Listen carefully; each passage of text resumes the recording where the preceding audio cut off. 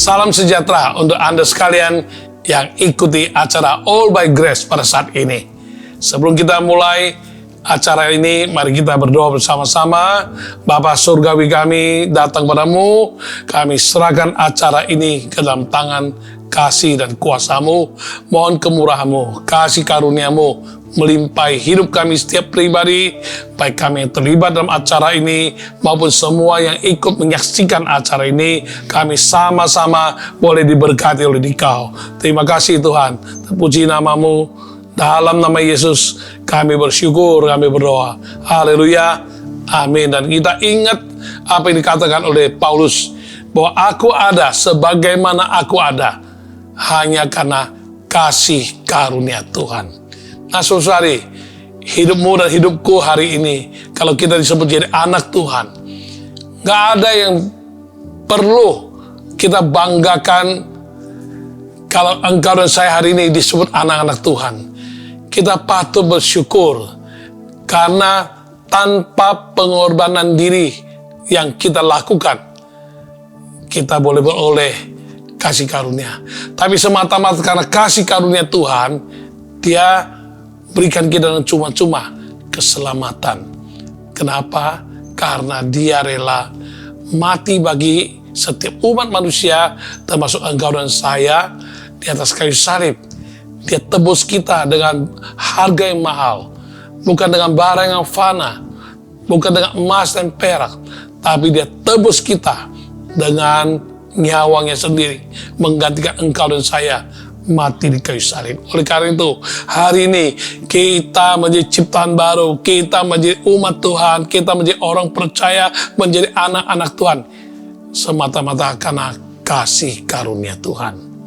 Mari ikuti pujian penyembahan berikut ini, dan kalau Anda bisa nyanyi bersama, kita nyanyi bersama-sama.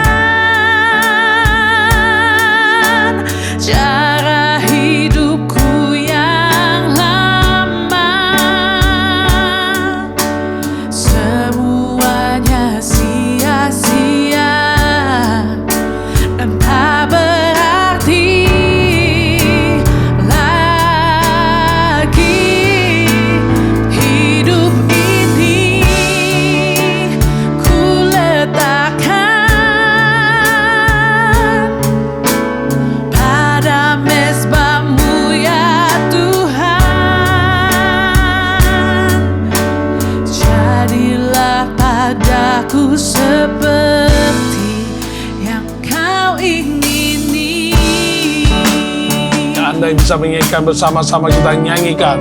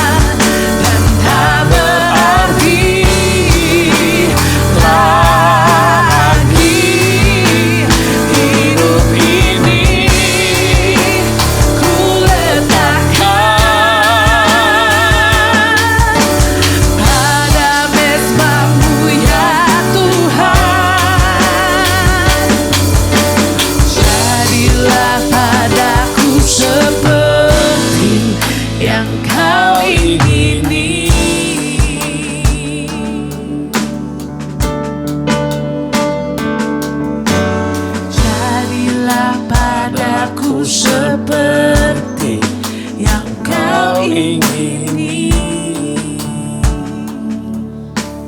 Ya, pada akhir daripada pujian tadi mengatakan, jadilah padaku seperti apa yang kau ingini. Nah, jikalau kita setiap orang bisa menyadari kita telah ditebus dengan harga yang mahal oleh darah Yesus yang tiada cacat dan noda, dan kita telah ditebus melalui pengorbanan nyawanya. Kita adalah milik Dia. Dia adalah Tuhan, Dia adalah Tuhan kita. Dia berhak secara mutlak atas hidup setiap pribadi kita. Maka tidaklah berlebihan jikalau Dia mempunyai kehendak-kehendak, kerinduan-kerinduan, ataupun rancangan-rancangan yang mungkin saja buat kita sulit dicerna, sulit dimengerti, namun kita telah persembahkan hidup kita di atas mezbah kepada Dia sebagai persembahan yang hidup, persembahan yang kudus, dan yang berkenan kepada Dia. Dan biar kita mau berkata, Tuhan, jadilah padaku seperti apa yang kau kehendaki, seperti apa yang kau ingini, Tuhan. Jikalau aku bisa demikian, hidupku boleh masuk dalam rancangan-Mu, hidupku boleh menjadi satu kehidupan yang sangat berarti, bernilai, berbobot, bahkan bisa berdampak. Karena kita tahu, jam kehidupan kita hanya diputar satu kali. Nah, kita tidak tahu jam kehidupan ini sampai kapan dia akan berhenti. Dan waktu kalau sudah berlalu, tidak pernah kita bisa dapatkan dia kembali. Karenanya, setiap waktu, setiap detik, setiap kesempatan yang ada, marilah kita berkata pada Tuhan, Tuhan, arahkan hidupku, pimpin hidupku. Aku tidak mau sia-siakan kehidupanku hanya untuk mengatasi masalah. Aku tidak mau jalan kehidupan ini yang syarat dengan persoalan, syarat dengan kesulitan. Melainkan sebaliknya, Tuhan, aku mau hidup dalam rancangan-Mu, kehendak-Mu jadi padaku, dan aku mau jalani hidup yang berhasil, hidup yang berdampak, dan aku boleh hidup berkenan kepadamu, Tuhan. Jam kehidupan diputar sekali, dan tak seorang pun tahu kapan kan berhenti. Mungkin hari ini, mungkin esok, mungkin nanti, cepat atau lambat, tak seorang tahu bila waktunya. Jam kehidupan diputar sekali, dan tak seorang pun tahu kapan kan berhenti. Mungkin hari ini, mungkin esok, mungkin nanti, sekarang waktunya yang kau miliki. Sekarang waktunya, milikilah kasih Yesus yang menjadikan hidupku berarti.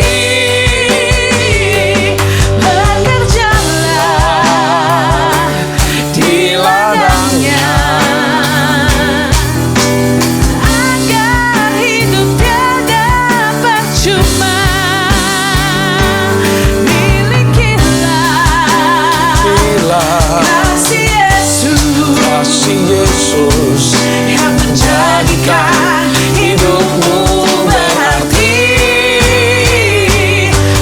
Bekerjalah di ladangnya, agar hidup tiada percuma. Milikilah kasih Yesus yang menjadikan hidup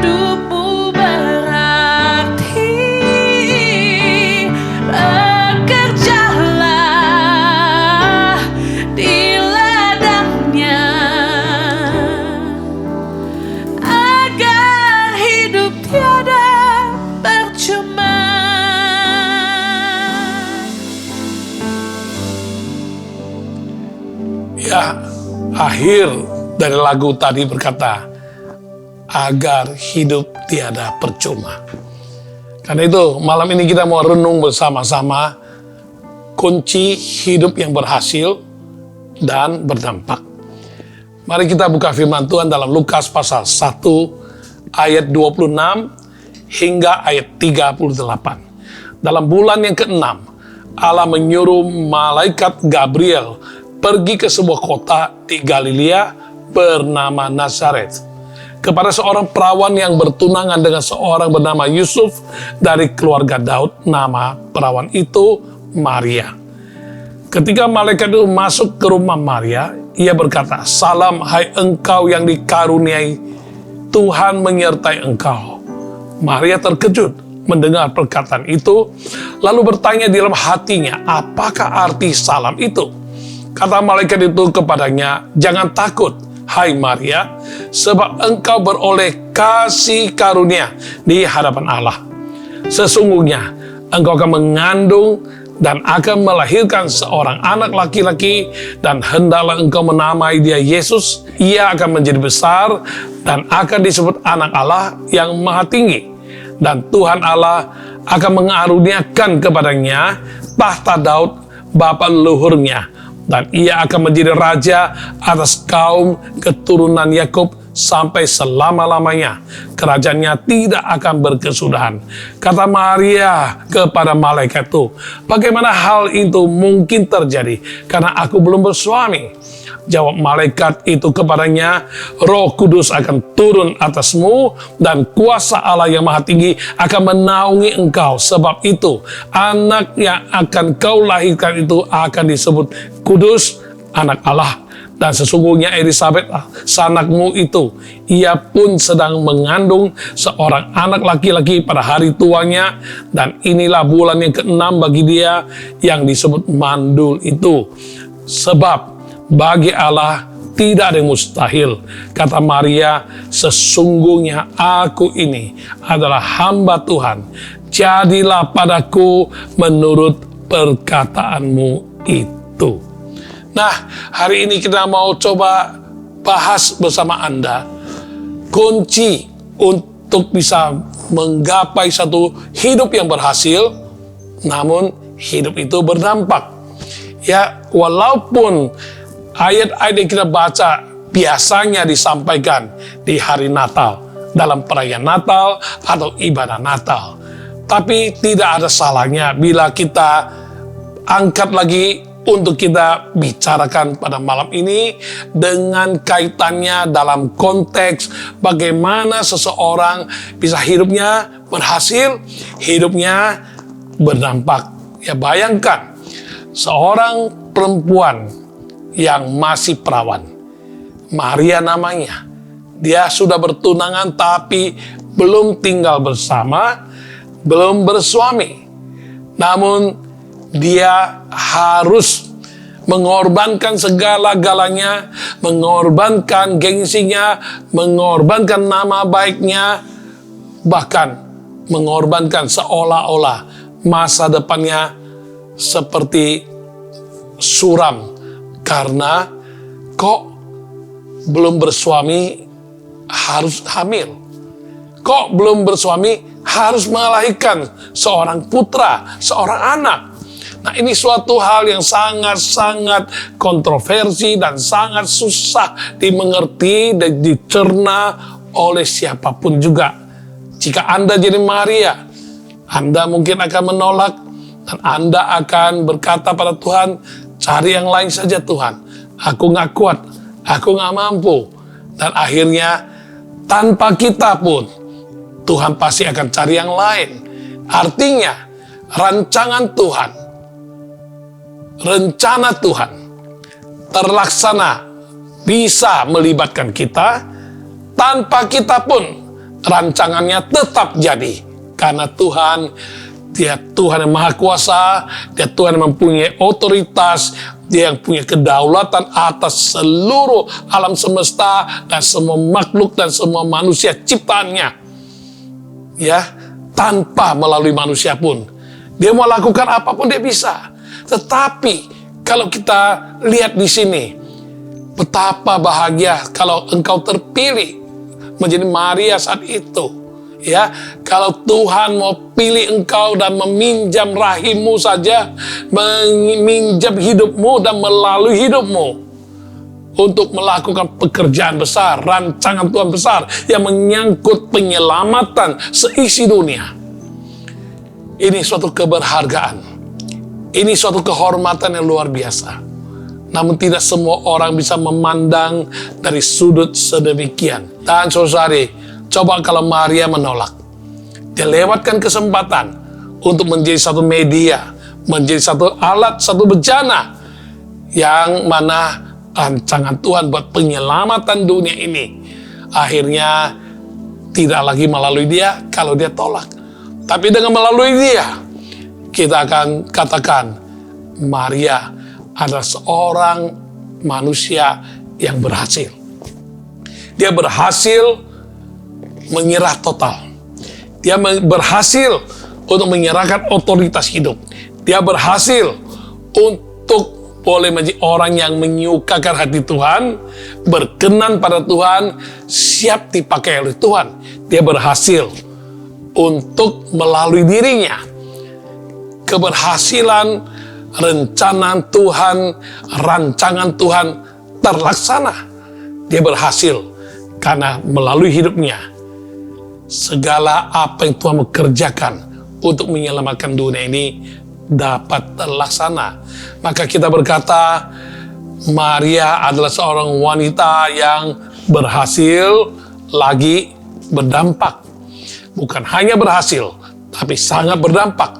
Karena dengan keberhasilan yang dia raih, bukan hanya untuk diri sendiri, tapi untuk keselamatan semua umat manusia di dunia ini, dan untuk memuaskan kehendak Bapa yang tidak pernah salah, kehendak Tuhan yang maha kasih, maha sempurna, yang sudah merancangkan karya penebusan, karya penyelamatan bagi umat manusia yang diawali oleh Adam, Hawa, jatuh terjerumus dalam dosa, dan Tuhan rancangkan untuk menyelamatkan manusia supaya dipulihkan kembali hubungan dengan Bapa di surga, dan kita boleh kembali bersekutu dengan Tuhan sampai selama-lamanya. Oleh karena itu, pada saat ini kita mau bersama-sama merenungkan apa sih kunci yang membuat Maria bisa mengalami hidup yang berhasil dan berdampak. Nomor satu saya pelajari di sini ialah bahwa Maria bisa menyambut lawatan Tuhan atau kunjungan Tuhan, visitasi Tuhan ke dalam hidupnya. Tidak semua orang mau menyambut, apalagi menyambut kejadian seperti Maria.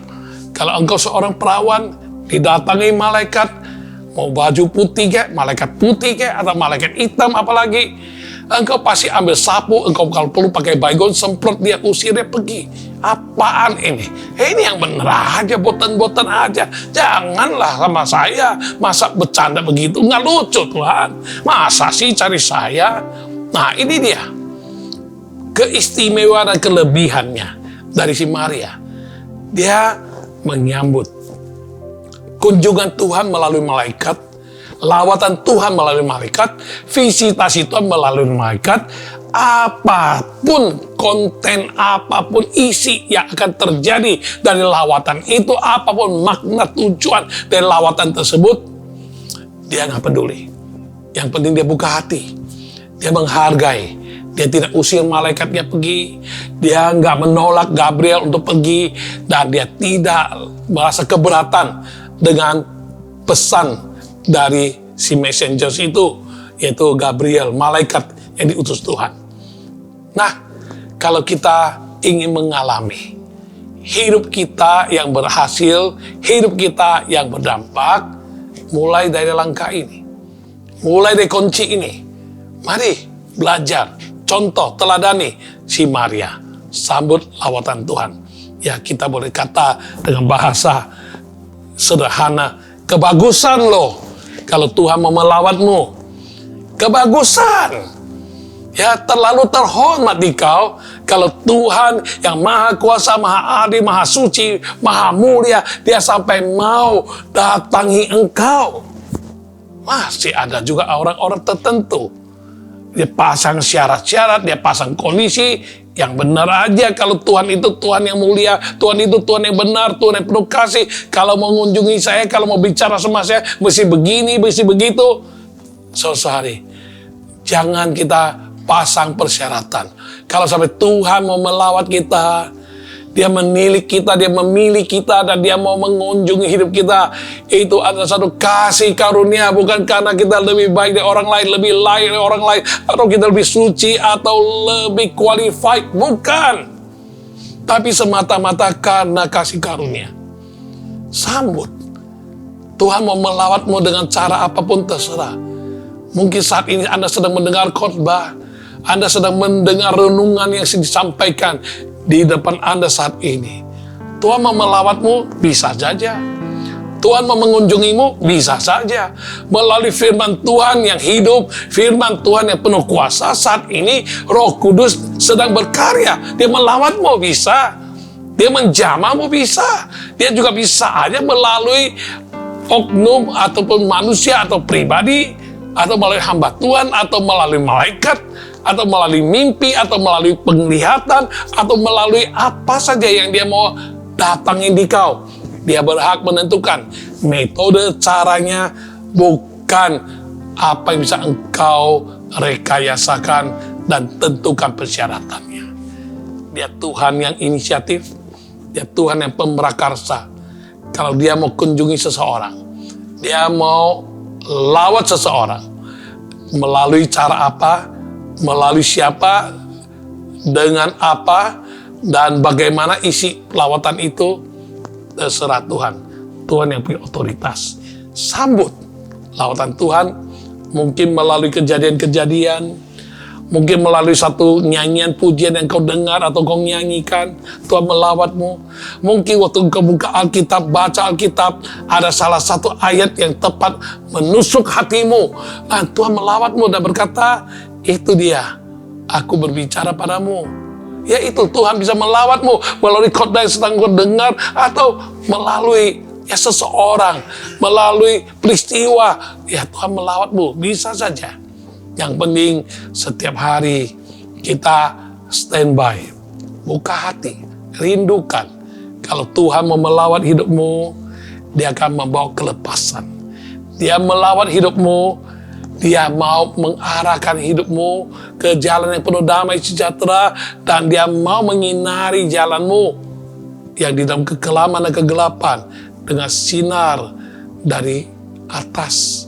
Dan dia mau memimpin, menuntun agar masuk dalam kawasan kerajaan Allah, sehingga hidupmu boleh menjadi rakyat, menjadi penduduk, menjadi umatnya yang boleh dalam kawasan pemerintahan dari Tuhan sendiri. Maka dengan demikian, dia menjadi raja, punya otoritas yang mutlak atas hidupmu. Engkau akan aman, sentosa, dan tidak ada satu kuasa pun yang bisa menyentuhmu dan mencelakakanmu. Sorry, saya harap poin ini engkau dengar. Saya harap kunci ini engkau miliki dan engkau mau taat dan kau lakukan. Pokoknya buka diri, sambut. Kalau engkau dilawat Tuhan, tidak usah kau tentukan syaratnya, metodenya. Tuhan bisa melawatmu, Tuhan bisa menjamahmu, Tuhan bisa mengunjungimu dengan segala medan, dengan segala media, dengan segala cara, melalui siapapun, dengan cara apapun, dalam bentuk apapun, Tuhan bisa melawatmu. Buka diri, sambut, terima, dan engkau akan diarahkan dan dipimpin Tuhan. Yang kedua, saat Tuhan mengunjungi, saat Tuhan melawat, memang kita bisa secara alamiah, secara manusiawi, kita tidak mampu untuk mengerti apa gerangannya. Kenapa pakai metode begini? Kenapa harus kejadian begini dan begitu? Namun kita harus betul-betul dengan sikap menyambut. Bisa saja terkejut, bisa saja takut, tetapi jangan menolak. Saya katakan kembali, dia melawatmu itu karena kasih karunia. Maka pada ayat 29 sampai 30 dikatakan, ya, setelah malaikat salam dengan dia, lalu malaikat menyampaikan pesan kepada dia dengan berkata, jangan takut. Jangan takut, sebab engkau beroleh kasih karunia di hadapan Allah. Ya, engkau ada seorang yang dikaruniai Tuhan. Tuhan menilikmu, Tuhan memilihmu. Engkau adalah yang terpilih. You are the chosen one. Ya, kalau sampai kamu adalah orang terpilih oleh Tuhan, bukan karena ada istimewa, karena suaramu bagus, parasmu cantik atau ganteng, bukan karena kekayaanmu banyak, bukan karena ilmu otakmu encer dan hebat, bukan. Ya, tapi kalau Tuhan melawanmu dengan apa adanya engkau, itu semata-mata karena kasih karunia. Karena itu kunci kedua itu berkata, sekalipun bisa takut, bisa terkejut, namun tidak boleh menyepelekan apalagi menolak kasih karunia Tuhan itu melalui lawatan. Yang ketiga, Maria memilih untuk menentukan sikap, memutuskan dengan tepat agar dapat menaati apa yang menjadi kehendak Tuhan. Memang susah dicerna oleh nalar. Kalau dengan peristiwa itu, kalau kita mau mengerti, tidak bisa dimengerti. Mana ada orang mau berkorban sebagai perawan, tiba-tiba hamil. Apa kata orang? Dia bisa dicibir, dia bisa diolok-olok, dia bisa bahkan dijauhi orang atau dikata-katakan, digosip. Aduh, bisa dibully orang. Ya, bisa dikucilkan seolah-olah kayak perempuan gak benar atau apa, belum apa-apa kok hamil gitu loh. Ya, namun Maria, dia sungguh-sungguh menyambut, dan dia pun tidak menolak kasih karunia Tuhan, dan dia merasa terhormat kalau terpilih oleh Tuhan. Kalau Tuhan memilih aku, maka aku juga harus memilih dan memutuskan kehendak Tuhan adalah yang terbaik bagi hidupku. Ya, kalau kita melihat pada hari ini, kenapa ini orang mau jadi pendeta? Kenapa si itu mau jadi pendeta? Kenapa banyak orang punya prospek, punya masa depan? Kenapa mau jadi pendeta? Apalagi yang sedang bicara dengan Anda. Ya, saya tidak mudah kalau mau jadi pendeta. Untuk memutuskan jadi pendeta, saya bukan gampang-gampang langsung saya masuk sekolah kitab, masuk sekolah teologi, lalu keluar jadi pendeta. Bukan. Ya, kesulitan saya besar ialah saya sudah diberkati oleh Tuhan, saya sudah mapan hidup saya sudah dikaruniai Tuhan dengan banyak perusahaan. Ya, bahkan ada 4 perusahaan diantaranya telah diresmikan oleh presiden pada saat itu. Ya, punya prospek yang besar, punya masa depan yang ceria. Kenapa mau jadi pendeta? Nah, ini dia. Susah dicerna, susah dimengerti. Seolah-olah kalau orang Tionghoa berkata, waduh, ini sudah ada pohon rezeki, tinggal digoyang-goyang, jatuhlah rezeki terus. Emas, perak, uang semua turun. Ya, bahkan banyak orang yang salah paham dan mereka nggak mengerti sampai berkata pada saya, sayanglah kau. Ya, apa yang sudah kau rintis, apa yang sudah kau perjuangkan sekian lama, usaha begitu banyak, 13 perusahaan, 4 diresmikan oleh presiden, apa kurang? Dan saya pada saat itu sedang berambisi, pengen sampai membuka perusahaan sampai 50 perusahaan. Ya, dan saya pengen perusahaan grup perusahaan saya bisa menjadi satu perusahaan yang di dalam listed company, bisa go public. Itu cita-cita saya. Tapi Tuhan punya cita-cita lain. Ya, apalagi saya udah aktif melayani Tuhan. Sejak muda, sejak belia, bahkan saya setelah masuk pengusaha yang fanatik saat itu. Terlalu berkobar-kobar, terlalu panas. semangat saya sampai-sampai waktu orang tua saya masih hidup, waktu saya masih remaja sekali bertobat, itu cinta pertama sama Tuhan itu membuat saya tidak peduli apapun pertimbangan. Saya sampai dimarahin, bawa bantal guling aja ke gereja, lo tidur di gereja. Saya tidak peduli, saya tetap bersemangat melayani Tuhan, tetap pakai waktu yang ada, Sabtu Minggu untuk melayani Tuhan. Segala aktivitas saya ikut, dari yang rendah sampai yang tinggi, apapun. Saya merangkap segala pelayanan, saya merangkap segala apa yang bisa kulakukan, karena ingin membalas kasih karunia Tuhan yang telah diberi padaku. Namun seiring dengan waktu berjalan, sudah diberkati Tuhan yang amat sangat, sampai banyak perusahaan punya, sampai bisa menghimpun kekayaan dan harta benda yang cukup lumayan dibanding dengan orang yang kaya raya hebat-hebat. Ya mungkin kita masih kalah, tapi buat kita seorang yang masih muda belia, itu sudah sangat berkecukupan, bahkan berkelimpahan dan diberkati. Mana mungkin saya mau gampang-gampang mau jadi hamba Tuhan, mau serahkan hidup dan tutup perusahaan ini dan itu, sampai saya harus menjadi seorang hamba Tuhan, mulai rintis gereja. Nah ini dia, kehendak Tuhan tidak pernah mencelakakan. Kehendak Tuhan ada yang terbaik. Dia tahu waktu yang tepat.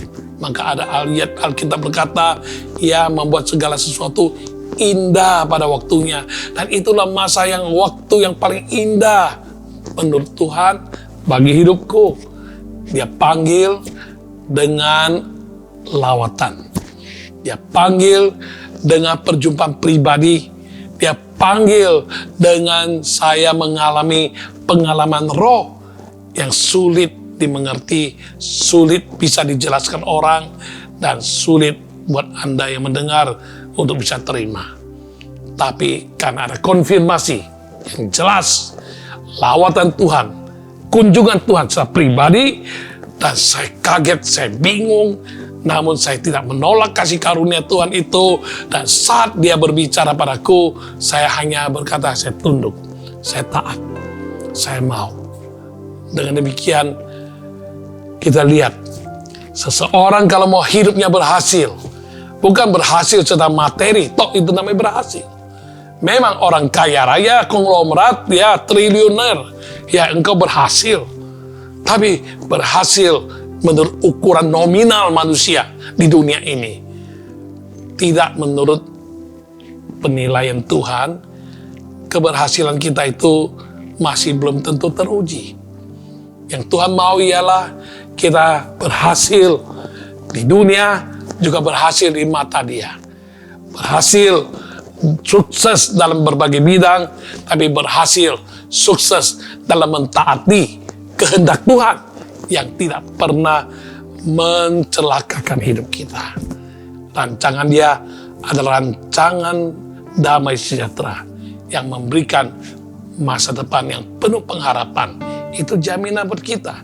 Karena itu, saat Tuhan mengunjungi Maria, saat melalui malaikat sampaikan maksud tujuan daripada kunjungan tersebut, kasih tahu kabar baik, tapi buat orang tertentu itu kabar buruk, itu disaster, itu gempa, itu malapetaka, yang amit-amit katanya. Ini kabar baik apa? Masa orang baik-baik, orang perawan tiba-tiba hamil? Yang benar aja, malaikat macam apa kau? Tapi Tuhan Maha tahu. Maria sambut kunjungan Tuhan melalui malaikat.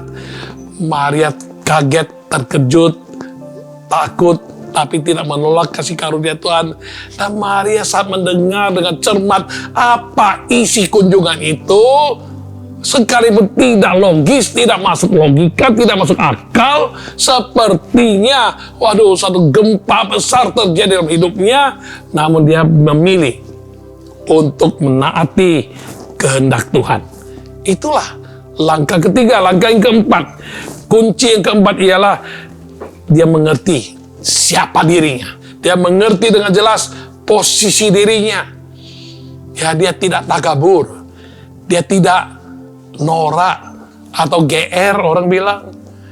Dia tahu, aduh, siapa aku ini sampai Tuhan mau datang, sampai Tuhan mau rancangannya begitu besar, agung. Dia mau pakai aku. Oh, dan dia berkata, sesungguhnya aku ini adalah hamba. Aku adalah hamba. Jadilah padaku sesuai dengan perkataanmu itu. Saudari, ya kita harus selalu ingat dari mana kita berasal. Siapa kita? Saat Tuhan datang mengunjungimu, saat Tuhan menjamamu, kita nggak seorang pun yang boleh kata kita ini layak, atau kita ini sangat-sangat qualified, suci, kudus. Kita memenuhi syarat untuk menyongsong Tuhan datang padaku. Jangan. Kita mau dalam keadaan posisi mulia ataupun tidak, dalam posisi tinggi atau rendah, posisi kita mungkin kaya raya ataupun miskin, bagaimanapun posisi kita, bagaimanapun keadaan kita tetap sadar. Ya, sadar kalau sampai Tuhan mengunjungi kita ini hanya hamba. Yang kaya raya juga hamba, yang kurang kaya juga hamba, yang intelektual juga hamba, yang kurang pendidikan, buta huruf sekalipun tetap hamba, pengusaha besar hamba, maupun pekerja, pegawai, buruh, kita semua adalah hamba Tuhan. Kalau hamba, kita tidak boleh menjadi Tuhan. Kalau hamba, kita tidak punya otoritas. Dia yang punya otoritas. Hamba, doulos. Kita sudah dibeli. Kita ini adalah bawahan. Kita adalah budak. Kita adalah milik dia. Dia punya otoritas. Dia punya kedaulatan mutlak atas hidup kita. Apapun yang dia katakan, kita hanya boleh berkata iya atau iya. Taat secara total. Karena itu, ini dilakukan oleh Maria. Ya, memilih menaatinya karena dia tahu siapa dirinya, posisinya, dan terakhir, dia bersedia untuk dipakai Tuhan. Mewujudkan kehendak Tuhan buat penyelamatan dunia ini. Dia tak lebih tak kurang, cuman rahim dan hidup, reputasi, gengsi, nama baik. Itu doang yang dipinjam Tuhan. Dan dia mesti korbankan. Ibarat Tuhan kau mau pakai, pakailah secara maksimal seluruh hidupku, seluruh keberadaanku, apapun yang kumiliki. Aku siap jadi bejanamu. Aku merasa berharga dan terhormat. Saat Tuhan menyatakan kehendaknya atas hidup saya, saat itu saya sedang berada di tempat yang tinggi. Saat itu saya sedang dalam puncak kejayaan dan keberhasilan. Namun tiba-tiba dia menyatakan kehendaknya. Saya hanya bisa merasa, oh Tuhan, saya ini siapa? Saya rasa sangat terhormat. Ini satu privilege yang luar biasa. Kok sampai Tuhan mau memilih aku, menyatakan kehendaknya atasku. Nah, aku hanya bisa berkata, Tuhan, aku mau taat. Aku siap untuk menaati kehendak-Mu jadi seorang hamba Tuhan. Dan mulai saat itulah saya benah-benahan sampai akhirnya saya dilantik jadi pendeta dan merintis gereja sampai hari ini dengan segala cabang-cabang yang tersebar di berbagai tempat.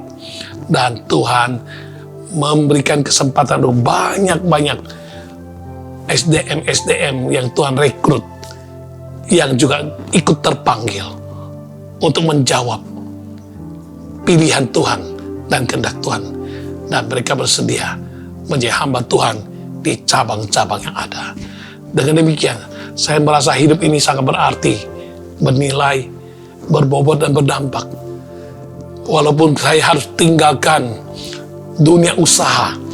Kelihatannya secara materi kita mengalami kerugian, tapi Tuhan gantikan dengan nominal-nominal yang lebih berarti dan artinya kekal selama-lamanya. Bukan lagi hanya menambah angka nominal dalam simpanan di bank atau uang kontan yang ada di rumah atau kekayaan aset, bukan.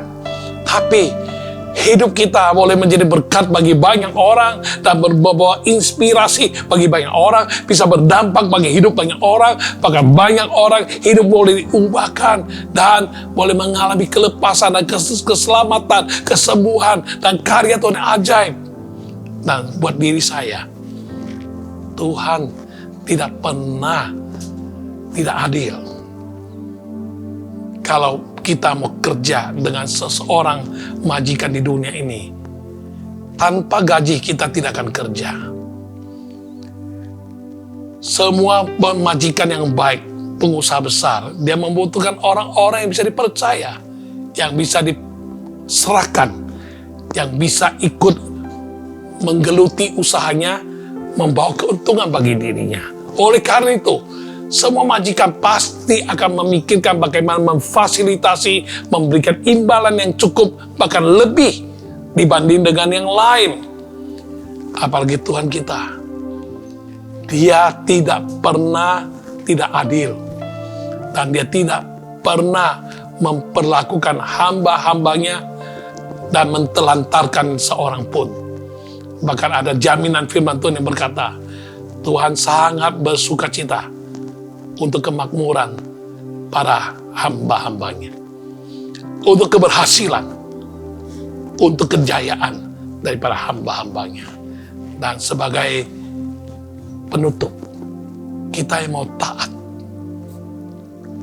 menyambut lawatan Tuhan, tidak menolak kasih karunia Tuhan, kita mau memutuskan taat kehendak Tuhan, sadar posisi kita, dan siap jadi bencana, Tuhan balaskan berlipat-lipat ganda, bukan hanya di masa kini, tapi di masa abadi, masa kekal.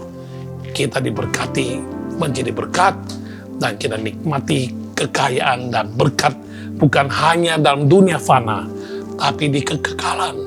Ada upah mahkota, upah yang tersedia bagi kita. Tuhan selalu setia menepati janji. Oleh karena itu, apa yang saya tinggalkan, kalau secara manusiawi, duniawi, kita boleh dikatakan bodoh dan rugi. Tapi sebagai apa yang sudah kita alami, Tuhan tidak merugikan sedikit pun. Tuhan bisa membalas, berkati lebih daripada saya terus geluti sebagai pengusaha dengan usaha-usaha yang ada. Saya boleh keluar dari dunia usaha, dunia niaga. Saya harus ditransfer masuk ke dunia rohani. Dan saya tidak pernah menyesali. Hidup bagaikan makin berarti, bernilai, berhasil, berbobot, dan berdampak. Kiranya ini menjadi inspirasi buat Anda sekalian malam ini, dan Anda camkan baik-baik kelima kunci itu yang membuat Maria hidupnya berarti, bernilai, berbobot, dan berdampak, berhasil, berdampak. Anda pun dapat mengalaminya. Oleh karena itu, ingat, hidup ini adalah kesempatan. Mari kita nyanyikan pujian ini bersama-sama. Hidup ini adalah kesempatan.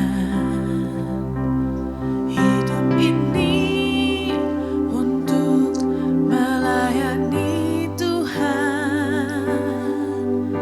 Jangan sia-siakan waktu yang Tuhan beri. Hidup ini harus jadi berkat. Ayo sama-sama kita nyanyikan hidup ini. Hidup ini adalah kesempatan. Hidup ini untuk melayani Tuhan. Jangan berkahkan waktu yang Tuhan beri. Hidup ini harus jadi berkah.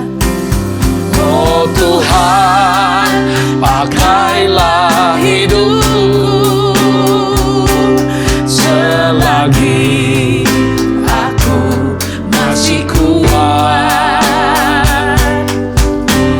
bila saatnya nanti ku tak berdaya lagi. Hidup ini sudah jadi berkah. Oh Tuhan, oh Tuhan, pakailah hidupku selagi Aku masih kuat. Bila saatnya nanti ku tak berdaya lagi. Hidup ini sudah jadi berkah. Oh Tuhan, pakailah hidupku selagi aku masih kuat. Bila saatnya nanti ku tak berdaya lagi. Hidup ini sudah jadi berkah. Mari kita berdoa bersama-sama. Bila engkau merindukan satu kehidupan yang berhasil, bernilai, berarti, berbobot, dan bisa berdampak. Contohlah sosok yang namanya Maria ini. Ini bukan masalah khotbahnya harus disampaikan di waktu Natal atau bukan. Namun perlu kita renungkan sepanjang masa. Saat mana kita mau sombong, saat mana kita lupa diri, takabur, saat mana kita lupa dari mana kita berasal, saat mana kita mulai bernegosiasi, tawar-menawar dengan Tuhan, saat mana kita sudah begitu sombong dan punya kedudukan, punya kekayaan, dan lain sebagainya. Renung kembali. Apapun status kita, siapapun kita, bagaimanapun keadaan kita, contohlah apa yang menjadi kunci-kunci yang membuat Maria hidupnya berhasil dan berdampak. Dan pada ujung-ujungnya, dia boleh menjadi bejana, menjadi alat Tuhan yang bisa berdampak seantero dunia ini bagi keselamatan seluruh umat manusia. Mungkin kau berkata itu hanya berlaku buat Maria. Masalah skala besar, skala kecil, pengaruh dampak yang besar, luas, atau sempit, atau kecil, atau sedikit, itu bukan masalah. Apa masalah intinya ialah saat Tuhan datangi engkau, saat Tuhan mengunjungi engkau, saat Tuhan melawat engkau, saat Tuhan mau berbicara kepadamu, saat Tuhan menjamah hatimu, adakah engkau memberi respon? Adakah engkau menyambut? Adakah engkau percaya kalau Tuhan melawatmu, menjamahmu, mengunjungi hidupmu, selalu membawa hal yang baik bagimu? Bisa nggak mengerti, bisa takut, bisa kaget, bisa terkejut. Tapi jangan menolak kasih karunia yang Dia beri padamu. Dan pilihlah seperti Maria memilih untuk mau taat kehendak Tuhan. Karena dia tahu siapa dirinya. Dia tahu dia hanya hamba. Dan bila Tuhan memilih dia untuk menjadi bejana, apapun seluruh hidup ini mau Tuhan pakai, dia berkata, jadilah Tuhan seperti apa yang kau ingini. Saat ini Anda mungkin sedang berada di persimpangan jalan antara kalkulasi manusia, idealisme manusiamu, cita-citamu, perhitunganmu, ataupun segala apa yang telah engkau perjuangkan sekian lama membuat engkau ada pada posisi seperti apa adanya saat ini. Namun saya mau kasih tahu Anda, kalau bukan karena kasih karunia, bukan karena anugerah berkat Tuhan dan pertolongan Tuhan, apapun yang kau capai, bila mana datangnya saat jam kehidupanmu berhenti, semua itu pun menjadi kosong dan tidak ada artinya.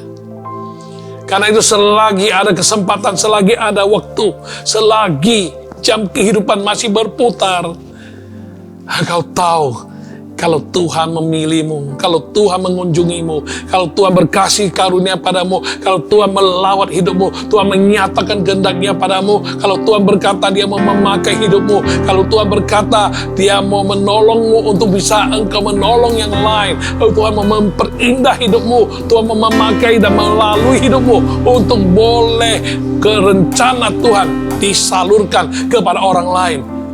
Bersediakah engkau? Berkata Tuhan, aku hanya hamba, jadilah padaku seperti apa yang kau ingini. Mari kita taruh tangan dua-dua di atas dada kita. Kita renungkan kembali kunci-kunci yang telah kita pelajari malam ini.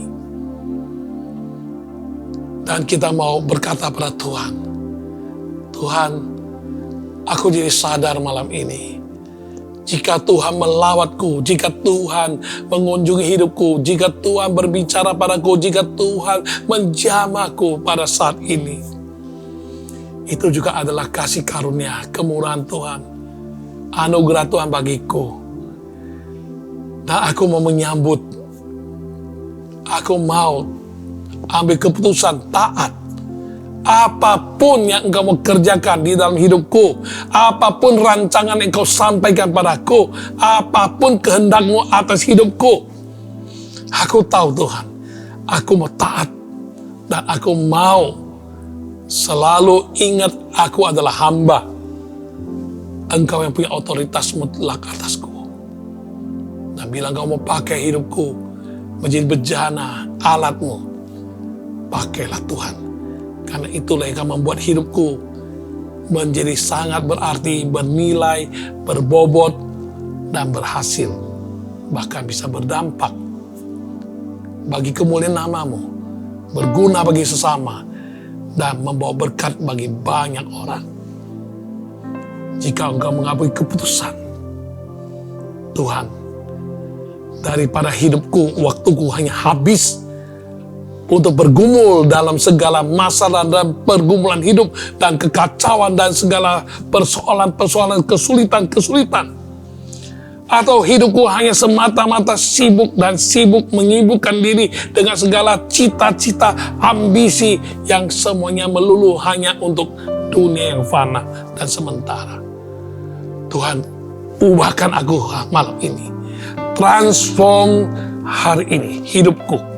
Tidak sama lagi mindsetku, paradigmaku, cara berpikirku, mentalitasku diubahkan Tuhan saat ini. Tuhan, aku mau Tuhan menghargai kesempatan, menghargai kasih karunia, menghargai Tuhan. Bila mana saat ini Engkau berbicara pada kami, Engkau menjamah kami, Engkau melawat kami, Tuhan pasti membawa kebaikan bagi kami. Dan kami mau taat pada apa yang menjadi kehendak-Mu. Dan kami berkata, kami hanya hamba, jadilah pada kami apa yang Engkau kehendaki. Bila Engkau ambil keputusan demikian, Tuhan, Engkau lihat hati-hati yang demikian. Mari Engkau berikan dia ketaatan sebagai doulos, sebagai hamba. Dan dia betul-betul boleh mengalami suatu damai sejahtera yang daripada-Mu, yang melampaui segala akal, masuk dalam relung hatinya saat ini juga. Suatu tanda Engkau metraikan apa yang telah Engkau lakukan, menjamah, melawat dia saat ini. Dan dia mengerti hidup yang mau berhasil, hidup yang mau berarti, bernilai, berbobot, dan bisa berdampak, harus letakkan seluruh hidup di bawah kaki-Mu dan menjadi hamba-Mu yang setia. Kehendak Tuhan yang jadi. Kalau mau pakai, pakailah Tuhan. Apapun bentuknya, bagaimanapun caranya, aku siap Tuhan. Hidupku mau menjadi berkat bagi orang dan bagi kemuliaan nama-Mu. Terima kasih Tuhan. Kau kuatkan, Kau teguhkan apa yang Kau kerjakan dalam diri kami, sehingga kami boleh sungguh-sungguh hidup berkenan padamu dan meniti hari esok dengan langkah yang pasti dalam rancangan-Mu. Dan setiap langkah kami adalah mengumpulkan upah di dalam kekekalan, bukan sekedar mengumpulkan segala keberuntungan dan prestasi dalam dunia yang fana, yang sebentar akan kami lewati, yang setiap saat bisa berlalu, yang bisa berakhir. Karenanya Tuhan, ubahkan hidup kami Tuhan. Terima kasih Tuhan. Terpuji nama-Mu Tuhan. Bagi mereka yang sedang bergumul dengan sakit penyakit, dengan masalah-masalah, dengan pergumulan kehidupan, dengan masalah hubungan yang tidak berkenan dan lain sebagainya, mari Tuhan, Engkau peduli mereka, Engkau kasih mereka. Nyatakan kasih karunia-Mu, nyatakan kemurahan-Mu, nyatakan belas kasihan-Mu, anugerah-Mu, kuasa-Mu, kemuliaan-Mu. Saat mereka percaya Tuhan, Engkau berjanji bagi yang percaya tidak ada mustahil. Dan Engkau berjanji, kalau kami percaya, kami akan melihat kemuliaan-Mu dinyatakan. Terima kasih Tuhan, kami terima lawatan-Mu, kami terima berkat-Mu, kami terima Tuhan pembaharuan yang Kau kerjakan dalam hidup kami. Dan kami tidak boleh sama lagi, kami tidak akan sama lagi, dan kami sudah tidak sama lagi. Karena Yesus berkasih karunia pada kami. Dalam nama Tuhan Yesus, nama yang perkasa, nama yang berjasa, nama yang luar biasa, juru selamat umat manusia satu-satunya yang mengasihi kami dengan sempurna. Kami telah berdoa dan kami mau siap mengakhiri acara All by Grace malam ini. Dan Tuhan berkati semua umat-Mu, berkat jasmani, jiwani, rohani, dan berkat materi. Tuhan berkati usaha pekerjaan, keuangan, kehidupan keluarga, suami istri, hubungan orang tua dan anak-anak dan orang tua, dan juga studi, kuliah, pekerjaan, usaha, perjalanan, ataupun segala upaya-upaya yang mau dikerjakan demi pekerjaan Tuhan. Tuhan, Engkau berkati semuanya. Damai sejahtera dari Yesus, kasih setialah Bapa, persekutuan dan urapan Roh Kudus akan menjadi berkat bagi kami sekalian mulai malam ini sampai Maranatha. Di dalam nama Tuhan Yesus, semua kami percaya dan terima berkat Tuhan. Haleluya. Amin. Shalom. Sampai jumpa kembali dalam program All by Grace yang akan datang. Tuhan Yesus memberkati Anda sekalian. Amin. I never knew love like this before, kind of love that I could not find on my own. See the word and I could never feel so sure.